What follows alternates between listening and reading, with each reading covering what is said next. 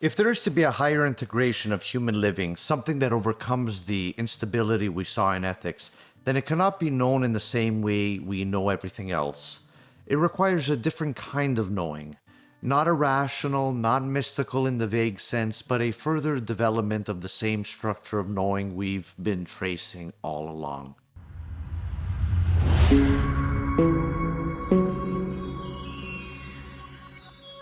So today we're going to do something very precise. We're going to follow Lonergan's path to what he calls general transcendent knowledge.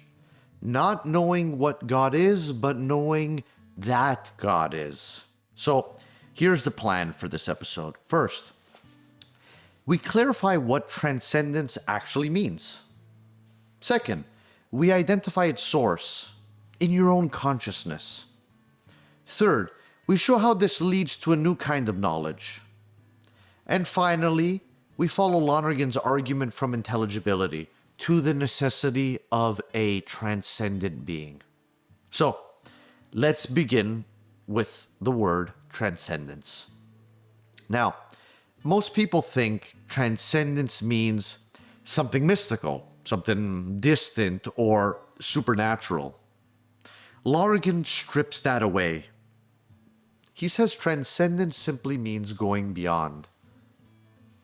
And once you see that, you realize you are already doing it. You go beyond data when you understand. You go beyond understanding when you judge. You go beyond your immediate situation when you ask, what really is? So what does that mean concerning transcendence? Well, it means that it's not exotic. It's not exotic at all. It is the structure of inquiry itself. But a new question then emerges. So far we have been dealing with proportionate being. That is, what can be known through experience, through understanding and judgment. But is that all there is? Or does inquiry itself push us further? This is what we can call the transition to transcendent knowledge. And it's exactly here where Lonergan makes a key move, we can call it. So, this transition to transcendent knowledge, the source of transcendence is not outside you. It is within you.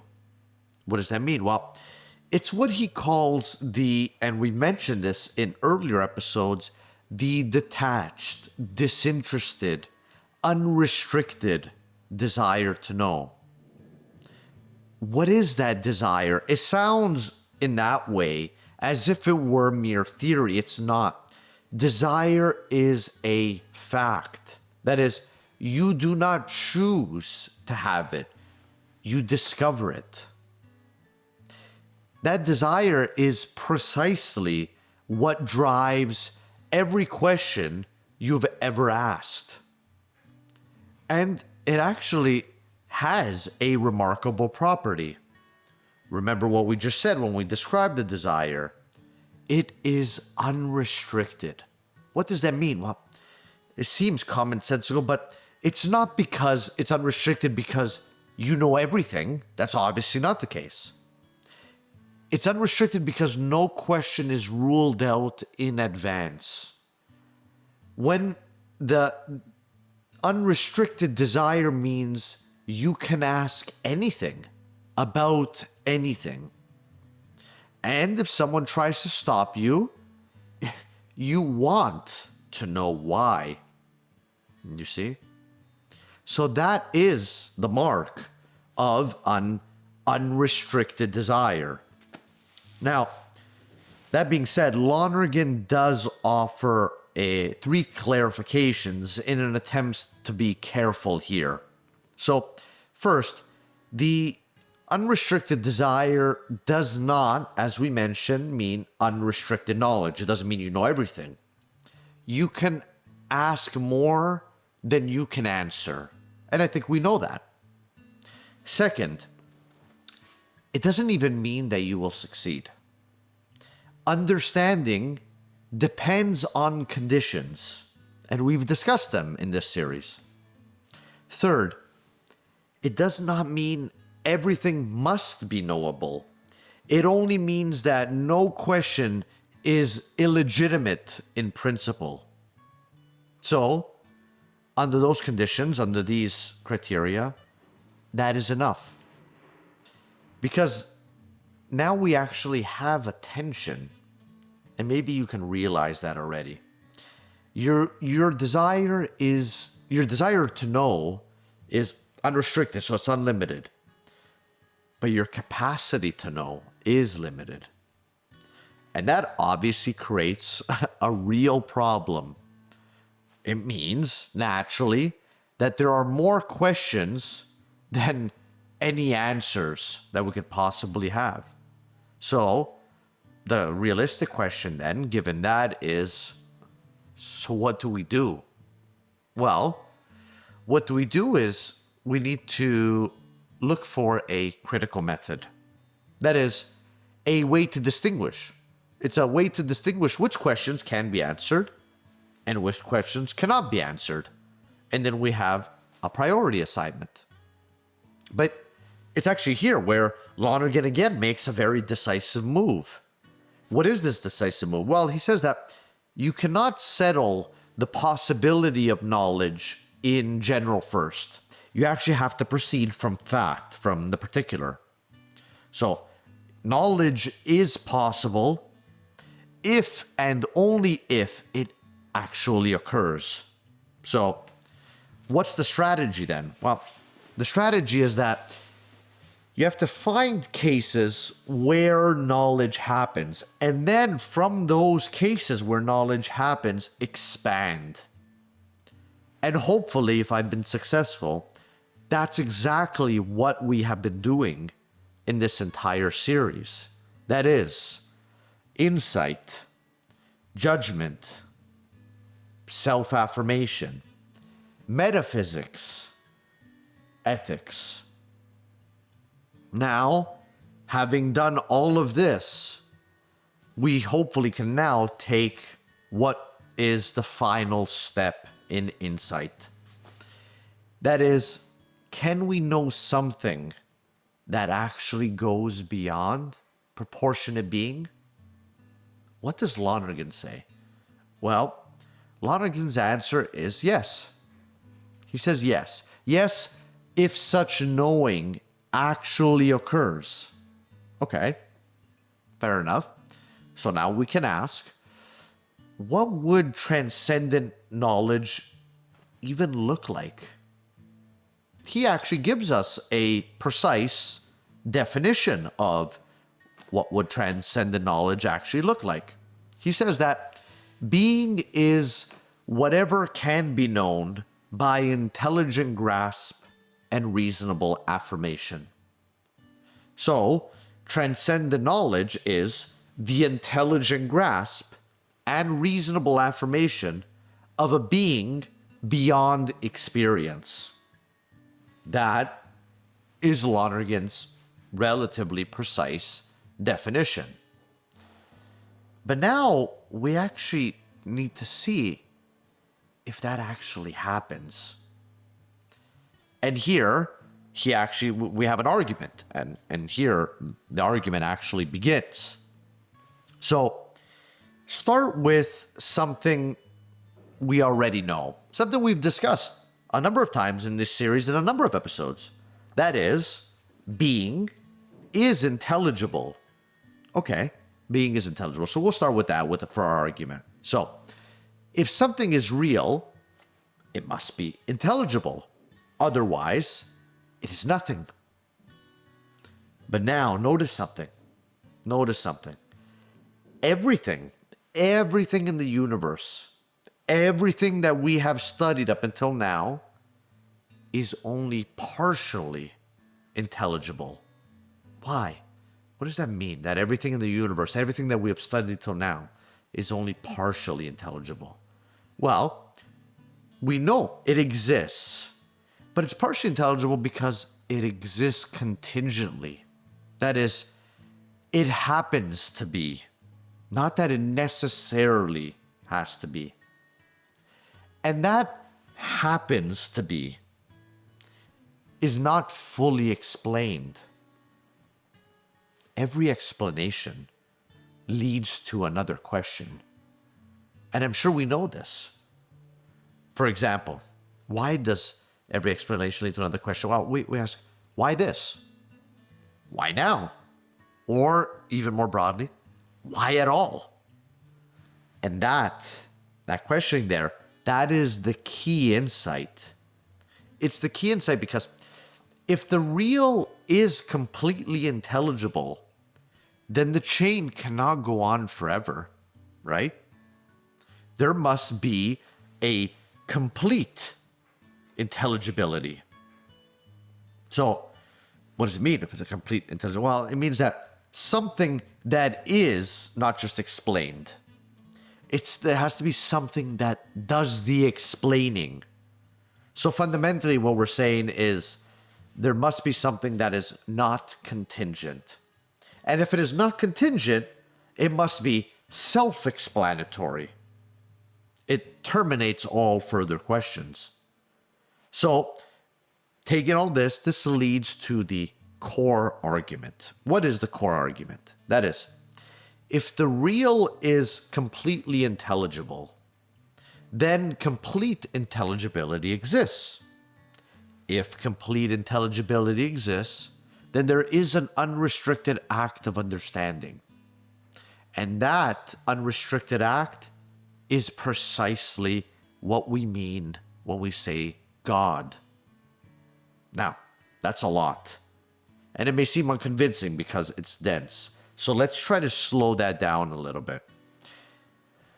We have already established that being is what is known through understanding and judgment. Okay. So if being is fully intelligible, there must be an understanding that leaves no questions unanswered. That is, it does not leave them developing. It's not partial. It's complete. What is that? It is an unrestricted act of understanding. An unrestricted act of understanding. And that act is not just knowing things. It's not just knowing things. It understands everything about everything. That means that there are no further questions.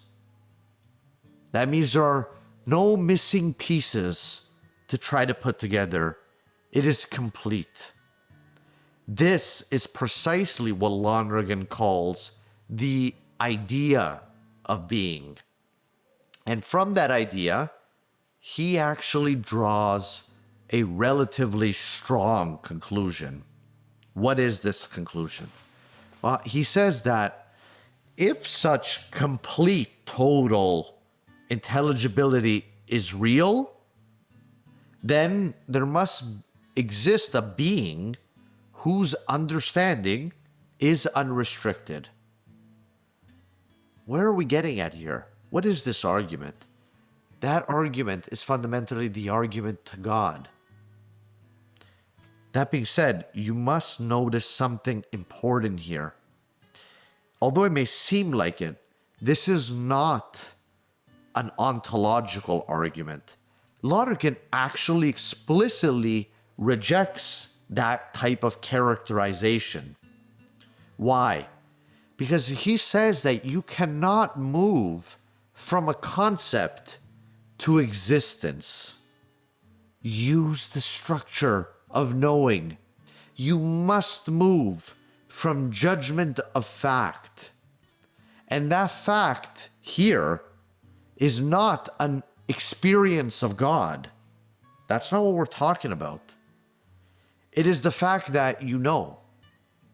It's the fact that you judge. It's the fact that you affirm. It is so. And every judgment presupposes the intelligibility of being. So, what does that mean for the argument? Well, the argument is not, I can imagine God, and therefore God exists. So it's not that classical ontological form of argument. No, that's not what Lonergan is getting at here. The argument is, I know real things, and reality must be completely intelligible. Therefore, complete intelligibility must exist. And that complete intelligibility is God. Now, I know that that may sound abstract, and if that sounds abstract, let's try to put all of that into a more standardized, complete version. Every time you say, this is true, what you're actually saying is, this is intelligible. And, likewise, every time you say, this is intelligible, you are implicitly affirming that intelligibility is not limited. Because if intelligibility were limited, then your claim to truth would simply collapse, it would dissolve. So what does that mean? Well, it means that every act of knowing, right, that we realize that it is intelligible, points beyond itself. And where, if it's pointing beyond itself, where's it pointing to? Well, it's pointing to a complete intelligibility. And if you recall from our previous episode, that is the transcendental move. So, if we take all that as given and that it obtains, we can state the conclusion actually quite cleanly. That is, if the real is completely intelligible, God exists. The real is completely intelligible. Therefore, God exists. And the force, if there is force, of that argument depends on one decision. What is that one decision? Do you accept that being is intelligible? That is the question of which you must make a decision. Do you accept that being is intelligible? If yes, the conclusion follows. God exists. If no, you collapse into counterpositions. You collapse into relativism, or skepticism, or obscurantism. So there is a necessary fork in the road. And Lonergan is actually quite explicit when we're talking about this kind of bifurcation. What he says is that it's not automatic. It shouldn't be conceptualized as a mechanical motion, this type of argument. The argument provides signs, symbols on a page, if anything. But the act of judgment, it is so. That must be your own. There is no sign that can force it upon you. So let's bring this to a close. This episode is not about proving God in a simplistic way. No, it's actually an inversion of that.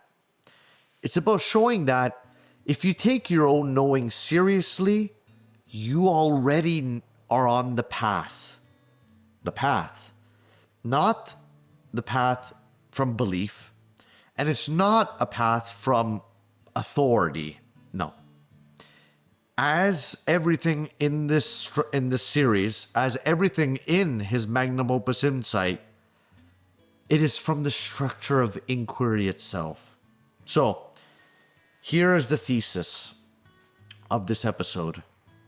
General transcendent knowledge arises from the unrestricted desire to know, which leads from partial intelligibility of proportionate being to the necessity of complete intelligibility.